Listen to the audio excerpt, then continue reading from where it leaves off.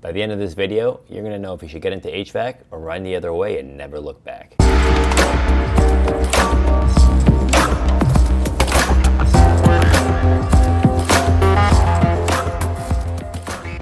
If this is your first time here, I'm Elran. I own an HVAC business, been in the trade for 15 years, and as always, I am here with Maya, the HVAC dog. Hi, Maya. She says hi. Especially since COVID, I get asked probably every week, should I get into the business? What's the way I can move up in the business? How can I open my own business? And I think by the end of this video, you're gonna have a pretty good idea whether or not you should get into HVAC or just look the other way and get the hell out, because it's not for everybody. If you wanna see more like this, like the video, subscribe to the channel, it really helps out. And leave in the comments what you'd like me to make a video about, because I'd like to be a resource for the younger guys getting into the trade. I have 15 years of insight. Some guys who know more than me, some guys who know less than me, and all of us are always learning, but if there's anything I can do to help the community, happy to do it. So leave a comment about what you'd want to see. I'll give you a little bit of background. I went backpacking when I was 18. When I came back, I decided I really want to continue boozing and traveling the world for the rest of my life. So what did I do? I got a job as a tool jockey. Just carrying tools around for some guy who treated me like straight garbage for 10 bucks an hour. Even though I got treated like crap, which is a story for another day, I'm sure I'll make a video about that, I did realize HVAC was a good fit for me. After a few months, I moved from a tool jockey and a helper up to an installer. From an installer, I made my way to service. Then I moved jobs, which was the best decision I ever made, which again, another video I'll make one day. And I moved into management, managing a couple of installers, and then a bigger group of installers, eventually managing some sales guys. And then about 6 years ago, I decided it's time for me to open my own business, and it was the best call I ever made, never looked back. And when I started, when I say this was a bare bones operation, I mean bare bones. I was working out of a 97 RAV4 with rust all over the doors and a crack in the windshield. Water would pour in if it rained too much. And eventually I was able to afford a half-decent pickup truck with a cap on the back, and I moved into that. From there, I moved into a Mercedes Metris, which is like a smaller cargo van. I still use it to this day, and it breaks down on me every month. Maybe we'll talk about that another time. It is the bane of my existence. And eventually I put another truck on the road, so now there's two of us, a couple of crews, we got an admin in the office, and we're working on a third truck. Nowadays, most of my days are spent working on the business, trying to grow it as opposed to in the business. I mean, this is my daily pouch. This is all the tools I use for the day. Now, I'm not trying to brag, even though I am pretty great, tell your friends. My point is that it's a long journey to get to where you want to be in this trade. But if you put your head down and you work smart, and you grind, and you're open to opportunities when they come to you, and most importantly, you're willing to learn, you can end up in a really good place. Now, on the other hand, there's a lot of technicians in the trade who absolutely hate their jobs and they hate their lives and have been doing it for 20 or 30 years.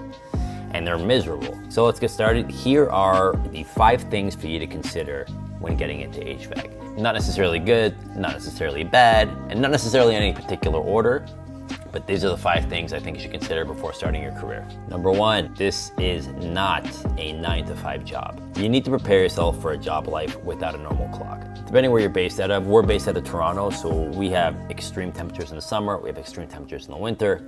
Probably 6 to 7 months of the year, we are either above 30 or below -10. Meaning, more than half your jobs are gonna be emergencies. Either the furnace is down and we have to worry about kids in the house or elderly people in the house. We have to worry about frozen pipes. Or what I hear most often, listen man, my husband or my wife is yapping in my ear because he or she is freezing cold. You've gotta save my ass. Please, sweet baby Jesus, you need to fix that furnace. What that means is whether we're doing a repair or an installation, once you've dismantled the furnace, you're not leaving until the job is done. You say it till the job's done. This also means, if you're on the service side, that you may be waking up in the middle of the night to go save someone's ass. The point is this, that we are in the most seasonal business, which I am gonna touch on a bit later in this video. What that means is you make money when you can make money. You get when the getting's good. So you better make that paper when you can, baby, because come spring or fall, you're gonna get real good at Call of Duty or blasting through your favorite anime. Number 2 is that it's a long road to skills and money. Now listen, this time frame is going to be different for everybody. It really depends on where you're coming from. When I started, I had some experience working in the drapery world, which, by the way, is probably the worst job imaginable. We used to work solely on large hotel chains. Can you imagine? 5 days a week, 10 hours a day, you go to 50 of the identical rooms alone, with the exact identical beds in the exact identical direction, with the exact identical TVs, hanging the exact identical drapes over your head like this again and again and again and again and again for 10 hours. and then you go home and you sleep and you do it again.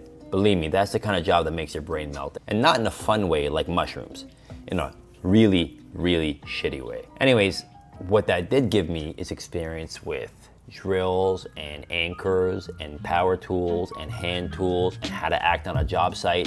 And even after years of doing that, when I got into the HVAC world, I was completely useless. And to be honest with you, I was probably useless for a good year before things started to really click. But the truth is, there's no way around it.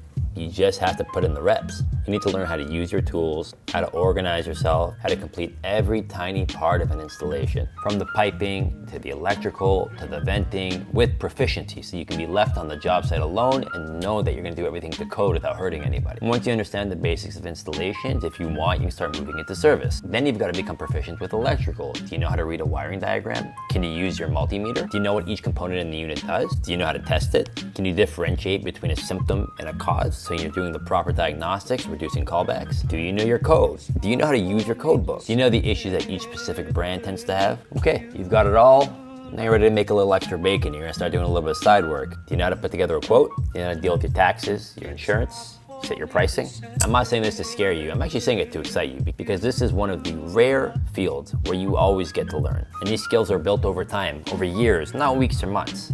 And the more skills you gather, the more money you're gonna be worth. It's a grind, it's a real grind. But once you get to a certain level, you can make some pretty good coin and live a really, really nice life. The next question you're gonna ask yourself is, do you want to get into service or installation? These are the two big categories in the HVAC field.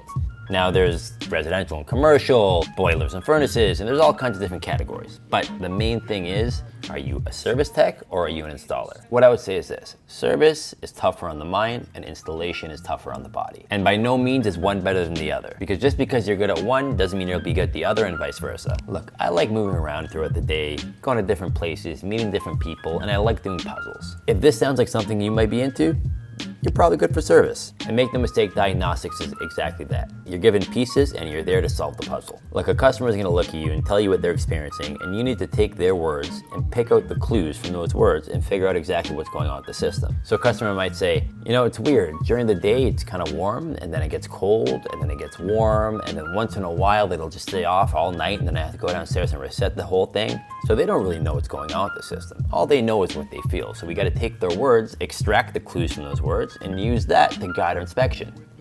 So what do we know from what he told us? We know that mechanically it works, sometimes it turns itself back on, and once in a while, he has to do a hard reset. Well, it's probably an issue with one of the safeties. First thing I'm gonna be checking after a diagnostic code: flame sensor, pressure switches, venting, drains, filter. And it takes time before your brain starts to really easily make those connections. Now listen, if you're the kind of person who likes to get to a job site, get there early, put down a nice tarp, put your tools down, walk around, make a plan, stay in one place until you've done a job, walk around and admire your work, installations is probably the right job for you. There's tons of ways to make money in this business, and if you get good at your job, I'm telling you, you will always be making money. Number 4, this job is seasonal. This one is big. If you're just getting into HVAC, learn to budget. Say it with me. Budget, budget. You know, when it's 30 degrees out or -10 out, by the way, I'm in Canada, so that's Celsius, the getting's good. Everyone's getting paid and there's lots of work to go around. Come February in the winter, things start to taper off. In September in the summertime, things again start to taper off. And when we go full swing into those shoulder seasons, things are slow. Here's a pro tip for you. If you're running a business or you're starting a business, maintenance contracts are your best friend. They're what's gonna insulate you from these dip periods. We have a few hundred maintenance contracts, and even when other companies are dead slow, my guys are still busy. I'm gonna be honest with you, it's got to the point now where I actually prefer those times. Don't get me wrong, I like making money. But it's also nice to be able to move at a bit more of a leisurely pace, no emergencies, everything's maintenance. Any issues you catch that come up, you can tackle them in a day or two. And if you like to travel, it's a good time to go get blasted on a beach in Mexico and not have to worry about your service calls piling up. At the end of the day, you're gonna be working 10 to 15 hours a day during the busy times if you're working for a successful HVAC company. If that doesn't vibe with you, get out now. Okay, and finally, we have number 5, upfront costs. Getting into this trade, it ain't free. First of all, let's talk licensing. So when it comes to gas work in Toronto, and I can only speak to Toronto because that's where I'm from, it may be different from where you're from. Actually, leave in the comments where you're from. I'd be very curious to know who's watching this. You can take a 2 or 3 year course in college. It's gonna cost you about 10, 15K. And that's gonna give you a G3 and then a G2.